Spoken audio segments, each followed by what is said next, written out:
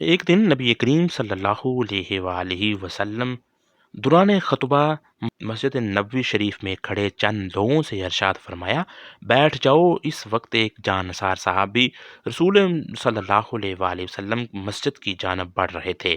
جو ہی نبی کریم کے کلمات کانوں میں پڑے تو فوراً وہیں بیٹھ گئے۔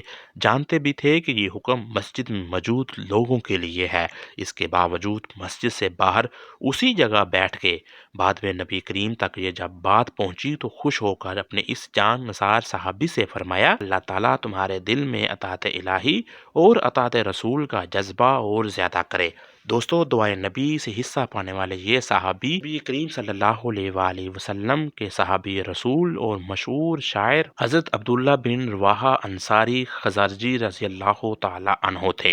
اعلان نبوت کے 13ویں سال حج کے پربہار موقع پر مینا کی گھاٹی میں آپ رضی اللہ تعالی عنہ نے تقریباً 70 خوش نصیبوں کے ساتھ صحابہ کرام حضور نبی کریم صلی اللہ علیہ وآلہ وسلم کے دست حق پر بیعت کی سعادت پائی۔ آپ رضی اللہ تعالی عنہ کا تجربہ کار شاعر تھا۔ قبول اسلام کے بعد اپنی شاعری کا رخ مدحت رسول اور کفار کی مذمت کی جانب موڑ دیا تھا۔ لب سے جو نکلی وہ بات ہو کر رہی۔ چند اشعار کا ترجمہ ملاحظہ کیجیے۔ ہمارے درمیان اللہ کے رسول ہیں، صبح کو نمودار ہوتے ہی وہ تلاوت قرآن سے بہرہ مند ہوتے ہیں۔ ہم گمراہ تھے تو انہوں نے ہمیں راہ ہدایت پر چلنا سکھایا۔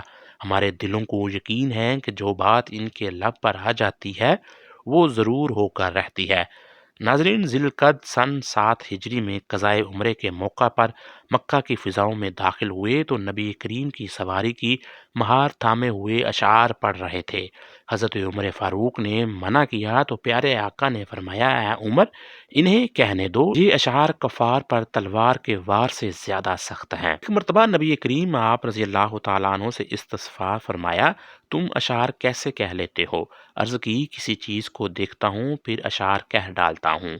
اس طرح آپ نے فرمایا، شعر کیا ہوتا ہے؟ آپ نے عرض کی، ایک ایسی چیز جو انسان کے دل میں کھٹکتی ہے، پھر انسان اسے اپنی زبان پر شعر کی صورت میں ظاہر کر دیتا ہے۔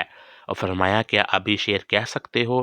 آپ نے پیارے آقا صلی اللہ علیہ وآلہ وسلم کے چہرے کی جانب نظر کی اور فی البدیہ نعت مصطفیٰ صلی اللہ علیہ وآلہ وسلم پڑھنے لگے۔ جب قلعہ خیبر کی کھجوریں پک جاتی اور غلہ تیار ہو جاتا تو نبی کریم حضرت عبداللہ بن رواحہ رضی اللہ تعالی عنہ کو خیبر بیچ دیتے تھے۔ آپ رضی اللہ تعالی عنہ کھجور اور اناج کے ڈھیر کو 2 برابر حصوں میں تقسیم کر دیتے، پھر اختیار دیتے ہوئے فرماتے، اے یہودیوں، جو حصہ تم کو پسند ہے وہ لے لو۔ ایک مرتبہ یہودیوں نے اپنی عورتوں کے زیورات جمع کیے اور آپ کو دیتے ہوئے کہا، ہمارے ساتھ نرمی کا معاملہ کریں اور تقسیم میں ہاتھ ہلکا رکھیں، یعنی تقسیم میں ڈنڈی ماریں۔ یہ سن کر آپ رضی اللہ تعالیٰ عنہ جلال میں آگے اور فرمایا، یہودیوں، جو تم دے رہے ہو وہ رشوت ہے، اور رشوت مال حرام ہے جس کو ہم مسلمان نہیں کھاتے۔ روزے سے آپ کو بے حد محبت تھی۔ ایک مرتبہ نبی کریم کی ہمراہی میں محو سفر تھے۔ گرمی کی شدت اتنی زیادہ تھی کہ لوگ اپنا ہاتھ اپنے سر پر رکھ لیتے تھے۔ اس وقت صرف 2 حضرات روزہ دار تھے، ایک خود نبی کریم اور دوسرے حضرت ابن رواحہ رضی اللہ تعالی عنہ۔ نماز سے محبت کا عالم یہ تھا کہ آپ رضی اللہ تعالی عنہ گھر سے نکلنے کا ارادہ کرتے تو 2 رکعت نفل پڑھتے، گھر میں داخل ہوتے تو بھی 2 رکعت نفل پڑھتے، اور اس عمل کو زندگی میں کئی بار کبھی بھی نہیں چھوڑا۔ یتیموں سے محبت کا یہ عالم تھا کہ حضرت زید بن ارقم سے فرماتے ہیں کہ میں حضرت عبداللہ بن رواحہ کی پرورش میں رہا ہوں، میں نے نہیں دیکھا کوئی شخص ان سے بہتر یتیم کی پرورش کرتا۔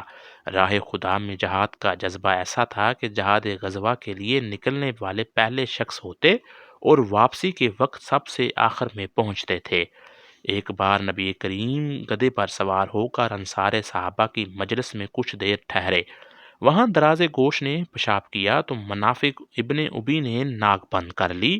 اس پر آپ نے فرمایا، میرے آقا کے گدھے کا پیشاب تیرے مشک سے بہتر خوشبو رکھتا ہے۔ سن 8 ہجری میں جنگ موتا کے مقام پر 1 لاکھ سے زیادہ رومی افواج کے مقابلے میں 3000 مسلمانوں کی مختصر سی فوج نے اپنی جان پر کھیل کر ایسی مارکہ آرائی کی کہ تاریخ اس کی مثال بیان کرنے سے قاصر ہے۔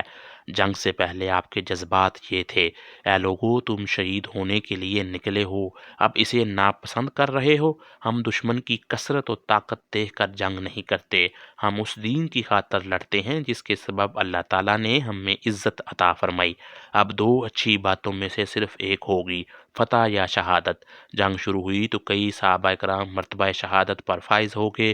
حضرت زید بن حارث کی شہادت کے بعد حضرت جعفر تیار نے پرچم اسلام تھام لیا، مگر جلد ہی جسم میں موجود لباس خون میں ڈوب گیا۔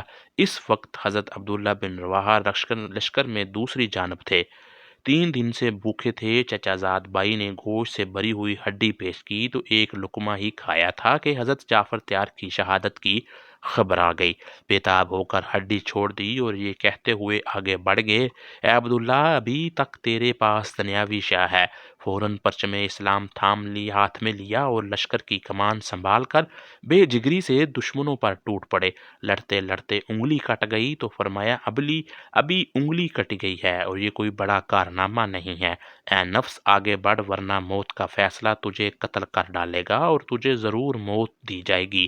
پھر انتہائی دلیری اور جان بازی سے لڑنے لگے۔ بالآخر زخموں سے نڈال ہو کر زمین پر گر پڑے اور شربت شہادت سے سیراب ہو گئے۔ اللہ تعالیٰ سے دعا ہے اللہ تعالیٰ ان پر بے شمار رحمتیں نازل فرمائے۔ آمین ثم آمین۔